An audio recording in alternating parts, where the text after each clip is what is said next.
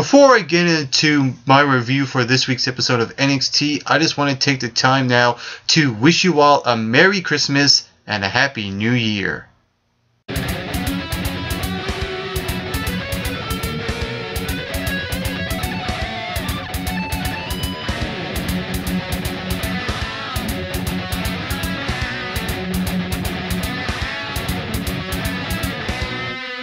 Hello all MRBers and welcome to another wrestling related video with me, Mike McRock, one half of the MRB Wrestling Review Show, and right now I'm going to deliver to you this week's review for WWE NXT, the last show of 2015. Wow, how did we get here already? Man, this year just flew like I don't know.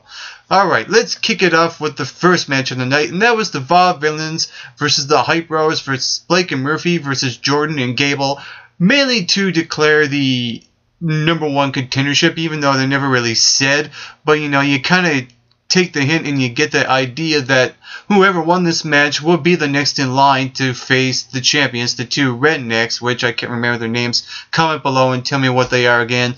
Now, going into this match, I could already rule out Blake and Murphy because to me, their first title run was forced, so I don't see them being the #1 contenders because they already been there and done that, and that a second title run wouldn't be any different in my opinion.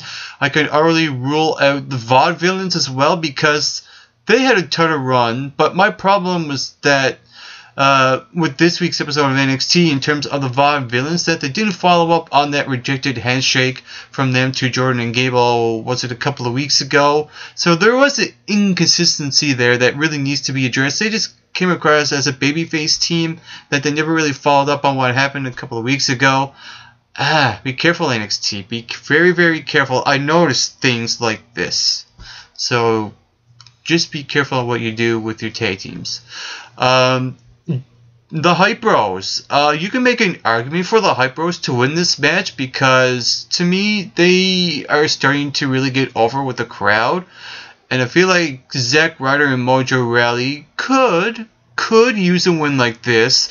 But to me, I think they got the right winner of this match. Jason Jordan and Chad Gable. To me, this was the team to win this match.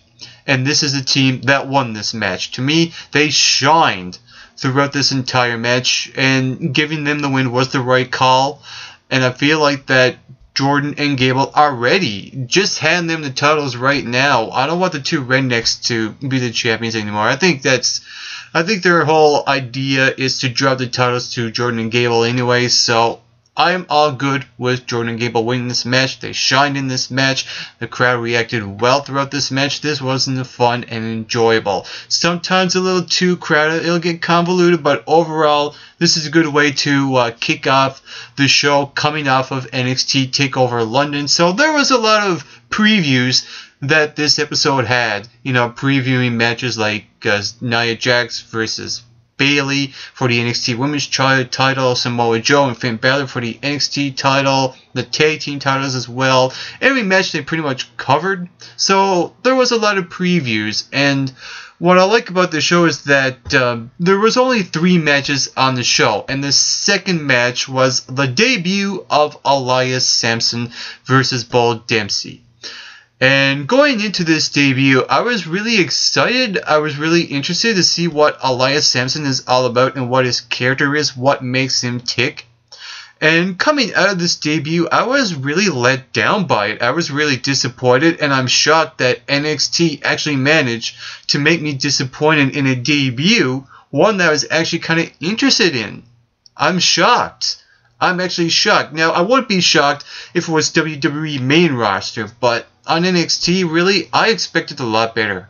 I really, truly did. I mean, the debut itself was just lame. I mean, all Elias Samson does is stare down Bull Dempsey when he's sitting on the corner. Comes out with his guitar, plays his guitar after the match. You can hardly hear it. And all he does is a big diving elbow drop off the top rope and pins Bull Dempsey 1, 2, 3 like it was an easy win. I mean, that was just lame as heck. I don't know what went wrong here. I really don't know. It's not a big deal. but still, I expected a lot better from NXT. I hope that weeks to come that they clean this up a bit and make us forget about the debut. And even though we really don't, I mean, I'm still going to look back and think of all the debuts that NXT had. This was one of the worst ones in my opinion. I'm sorry if you don't like what I'm saying right now, but this is true. I mean, if you don't see it, there's something wrong. But yeah, I expected a lot different. But I think what really was the mistake here was having this match here, having the debut of Elias Sampson here, because to me it's going to be overlooked and overshadowed of the return of Sami Zayn. And lo and behold, I think that's what happened, because Sami Zayn's moment felt really, really good. You have him come out, have a match with Ty Dillinger, and I like Ty Dillinger's strategy in this match. Right away, he tries to go for the injured shoulder, and if I were in Ty Dillinger's situation and the story that I want to tell, you know, I would do the exact same thing to Sami Zayn. I would try to go for that injured shoulder. So hands up to Ty to actually, you know, in terms of psychology, in terms of the in-ring work, that he would do what anyone would do. So that was pretty good on his part, but really this was mainly to reestablish Sami Zayn on NXT. And after the match, he cuts a promo. He says that he's back, and then he talks about when he won the NXT title and facing Cena in his hometown of Montreal, saying that every time when he gets something going, something bad happens, an injury happens. But now he's saying that nothing's going to happen now, and that he is back, he's ready, willing, and Gable. Again, Jordan and Ty Ginger shine on the show, but again, this show mainly was built around Sami Zayn and his return. I think they've done a pretty good job with it. I think that this was a really good way to close off this week's episode of NXT, and that's all you really needed.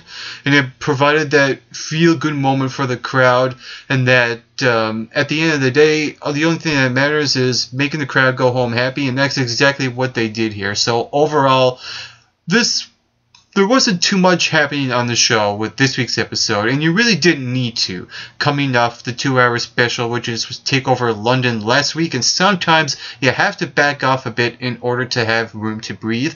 And that's what this episode mainly, that was the purpose for this week's episode of NXT, and I was fine what they did here. I mean, the debut of Elias Sampson was kind of weak. The Fatal 4-Way Tag Team match was fun and entertaining. And the feel-good moment of Sami Zayn returning was actually really good. So, what are your thoughts about NXT this week? Feel free to leave those comments right here in the comment section below. Also, I just want to mention that coming up in the next few days, I'm going to give out some NXT awards. I'm going to present awards like the NXT Male Wrestler of the Year, NXT Female Wrestler of the Year, Tag Team of the Year, you name it, Match of the Year. We'll see what happens with those awards as of right now. If you like what you see on this review, you can also hit that subscribe button down below this video as well to get McRocked.